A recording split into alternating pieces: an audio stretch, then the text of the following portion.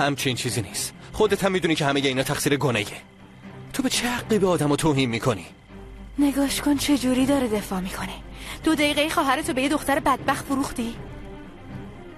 دافنه ببین، خودت داری میگی تو خواهر منی، ولی اجازه نمیدم در مورد ایلول اینطوری صحبت کنی. اینو بدون، باهاش کاری نداشته باش. من با اون چی کار دارم؟ اون در حد من نیست. برای همین تقلب کردی و برگر رو انداختی تو کیفش؟ تو از جون این دختر چی میخوای؟ اوه، پس حسابی تونسته مختو بزنه. بی خود نبود قهرمان بازی در آوردی و وسط کلاس همه چی رو گردن گرفتی. ببین، بذار من یه رازیو بهت بگم. کلید سوالا رو با مامان با هم دزدیدیم. اون مواظب بود کسی نیاد تو دفتر تا من جوابا رو بردارم. چی؟ راست میگی؟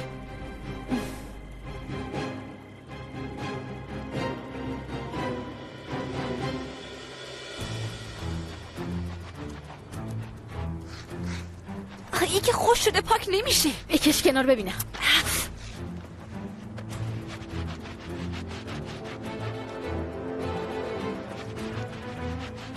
باید آب و یه شوینده از اینجا پیدا کنیم. بیاین خونو ببینین، خیلی وحشتناکه. دارن میان، الان میبینن. چی کار کنیم؟ باید یه کاری بکنیم.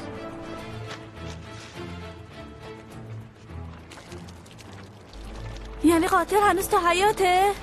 نه فکر نکنم، ولی یه عالمه خون اونجا ریخته. از ترس تمام مای تنم سیخ شد. خیلی وحشتناک بود. یه گوشه ریخته. کنجکاو شدم. الان میبینین همون گوشه هست دیگه.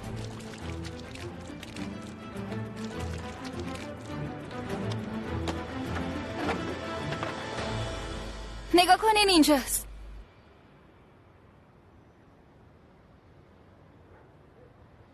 پس گوخون کجاست؟ اینجاست دیگه. به نظر من که نوشابه است. قوطیشم که اونجا افتاده. اینجا چرا خیسه؟ شما نوشابه رو ریختین؟ آره ما ریختیم.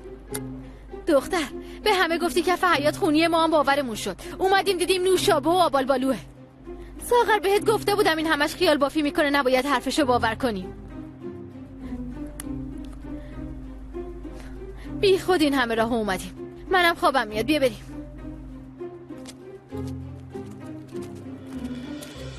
دختر بیاین ما هم بریم. آره الکی تا اینجا کشوندنمون.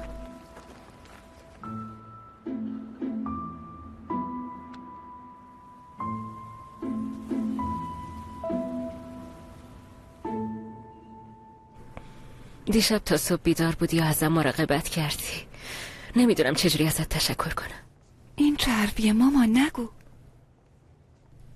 مهم اینه که خوب باشی. ما خوبیم ولی یکیمون کمه. طفلکم هنوز گرمای آغوش پدرشو حس نکرده. تو برو به مدرسه‌ت برس. خاله فاطمه میاد پیشم. امروز مرخصت میکنن؟ ایشالله.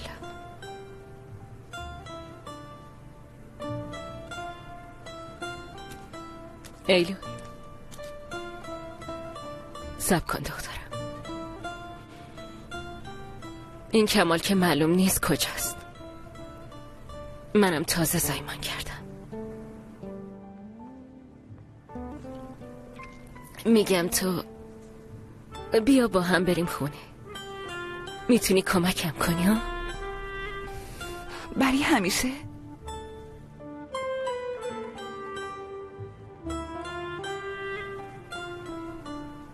تا وقتی کمال برگرده.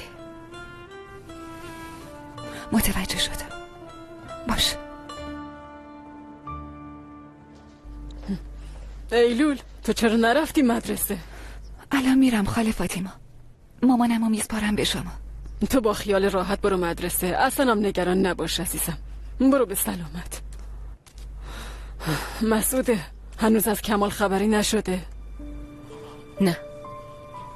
1000 جور فکر و خیال میاد تو سرم. نکنه یه بلایی سرش آوردن و یه گوشه ولش کردن. یعنی چی شده؟ خدا نکنه دخترم.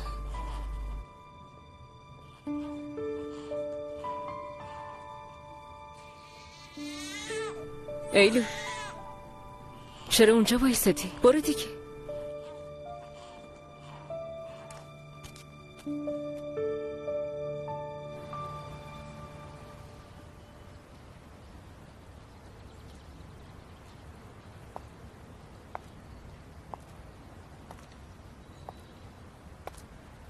انگار اینجا آشغالدونیه.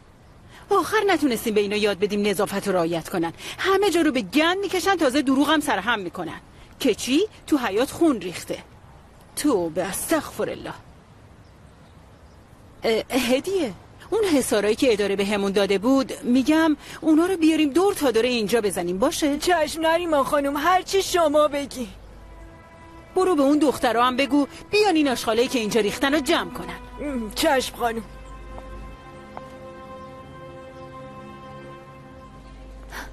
ایلول،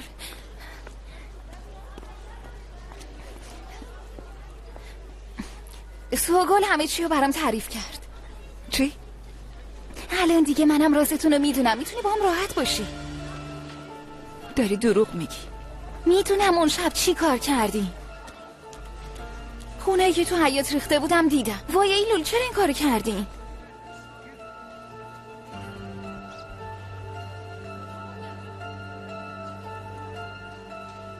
همش اتفاق بود، عمدی نبود.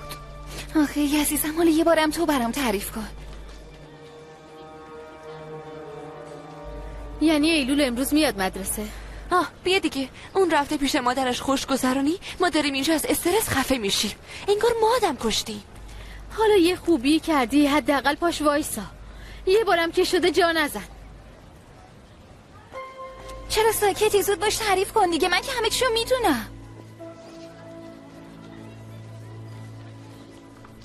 بهم گفت برم تو حیاط. گفت اگه نیای خودت میدونی. خب منم مجبور شدم برم. بعدش بهم حمله کرد. خب ایلول، بیا بریم یکم قدم بزنیم و راحت با هم حرف بزنیم. دخترا صبر کنین ببینم. کجا میری؟ تو که همه چیو گفتی.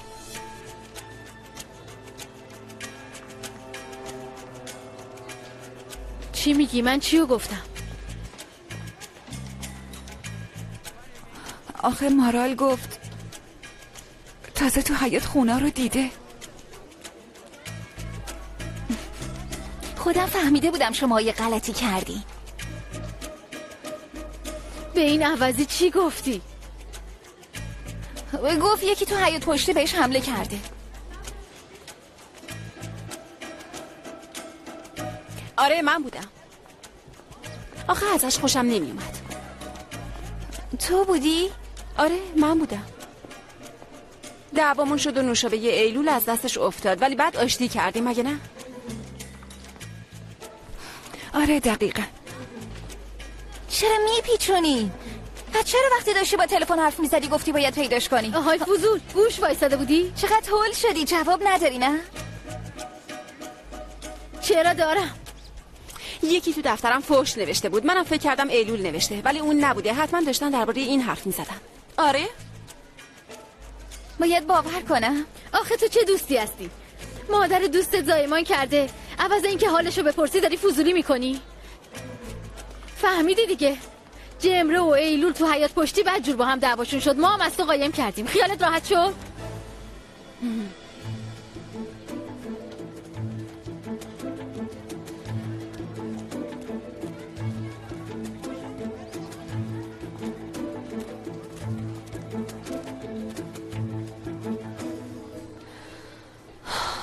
دخترا، اگه واقعا میخواین این روزو پیش خودمون نگه داریم، باید به همدیگه اعتماد کنیم. هیچ کدوممون به کسی چیزی نگفتیم، از این به بعدم نمیگیم. اجازه ندین اینجوری بشه.